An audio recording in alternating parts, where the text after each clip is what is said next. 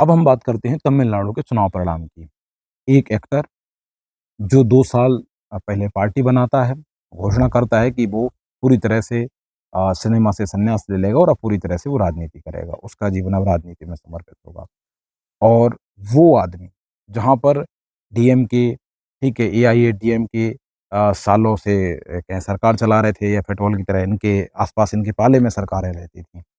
लेकिन जिस तरीके से विजय थालापति आए और उन्होंने उनका जो प्रभाव देखा जिस तरीके से वो बहुमत के पास पहुँचे, पूरी तरह तो बहुमत नहीं मिला लेकिन वो इस स्थिति में थे कि सरकार बना सकते थे और जिस वक़्त मैं वीडियो बना रहा हूँ, उस वक़्त वो समर्थन प्राप्त कर चुके हैं कांग्रेस का और भी जो दल है उनका और अब वो कम से कम सरकार बनने जा रहे हैं। तो तमिलनाडु के जो अगले मुख्यमंत्री होंगे, वो विजय थालापति होंगे। थालापति का मतलब होता है कमांडर।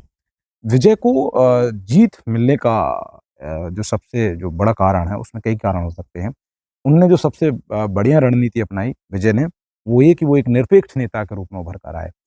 जैसे उन्होंने देखा है कि एक ही मंच पर पेरियार की, के कामराज की और अंबेडकर की फ़ोटो लगाई। ये बहुत ही सदा हुआ पॉलिटिकल स्टैंड था, क्योंकि वो पेरियार से जो क्या नाम से डीएमके के नेता हैं, उनके लोगों को साथ लिया। कामराज का उनको गुरु बनाकर कांग्रेस के लोगों को समर्थन में ले लिया और अंबेडकर को अपना गुरु बनाकर कहीं न कहीं दलितों को साध लिया। तो ये बहुत ही समझदारी भरा डिसीज़न था। एक तो ये था कि वो निरपेक्ष नेता के रूप में उभर कर आए, क्योंकि वो गैर द्रविड़ परिवार से आते हैं और अब वो अगले वारिस होंगे, कहें कि तमिलनाडु के अगले मुखिया होंगे वहाँ पर। तो ये विजय के साथ एक कहें कि प्लस पॉइंट रहा।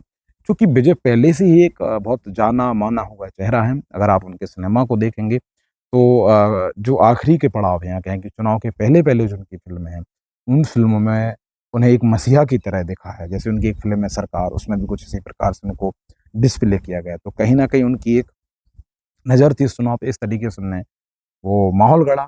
दूसरा विजय के साथ बहुत नाम वायरल है, सभी जानते हैं, जनसुराज के संस्थापक प्रशांत किशोर जैसे रणनीतिकार थे, जिन्होंने तमिलनाडु के माइंडसेट को पकड़ा, जनता के क्या नाम से कहें कि टेस्ट को जाना और कहा कि आप किसी के साथ ना जाएँ, आप सिंगल चुनाव लड़ें। तो पूरी सीटों पर टीवीके ने स्वतंत्र रूप से चुनाव लड़ा और वो सफल भी रही। ठीक है? प्रशांत किशोर चाहे फिर वो नरेंद्र मोदी की 2014 कैंपेन का हिस्सा रहे हों, ममता बनर्जी की जिससे पहले वो सरकार बनाई थी, उसके भी हिस्सा रहे हैं, नीतीश, लालू के साथ भी उन्होंने काम किया। तो उन्हें जो चुनाव की ज़मीनी हकीकत है, वो उनको पता है और वो उन्होंने वादे करे और इस हिसाब से विजय वहाँ पर वो स्थिति अपनी पैदा कर पाए या कहें कि उस स्थिति में आ पाए। ये उनके साथ एक प्लस पॉइंट था। क्योंकि विजय तमिलनाडु में एक ऐसे नेता के रूप में आए जिनका वहाँ पर कोई ऐसा सामाजिक आधार नहीं है, उनका कोई राजनीतिक आधार भी नहीं है। सभी जानते हैं वो एक सीधे सिनेमा से आते हैं और इतने बड़े रूप में बहुमत प्राप्त करते हैं। दूसरी चीज़, विजय शुरू से ही बीजेपी के वैचारिक रूप से विरोधी रहे और क्या नाम से डीएमके के वो राजनीतिक रूप से विरोधी रहे, एक ही सुर में उन्होंने बात की। और वो कभी भी इसमें ऐसे नहीं दिखे कि हाँ, उनके भाषणों में या उनके संबोधन में कोई लाग-लपेट हो। वो इस मामले में पूरी तरह से एक सुर में बोलते रहे, जिसका फ़ायदा उन्हें चुनाव परिणाम में मिला। दूसरा, उनके जो फैन जो क्लब थे, उनको राजनीतिक क्या नाम से माइंडसेट में बदल देना, ये एक बहुत बड़ा काम हुआ जिन्होंने ज़मीन पे काम किया। और उसका परिणाम ये हुआ कि कम से कम विजय के लिए तमिलनाडु में हर घर में 2 वोट तैयार हो गए।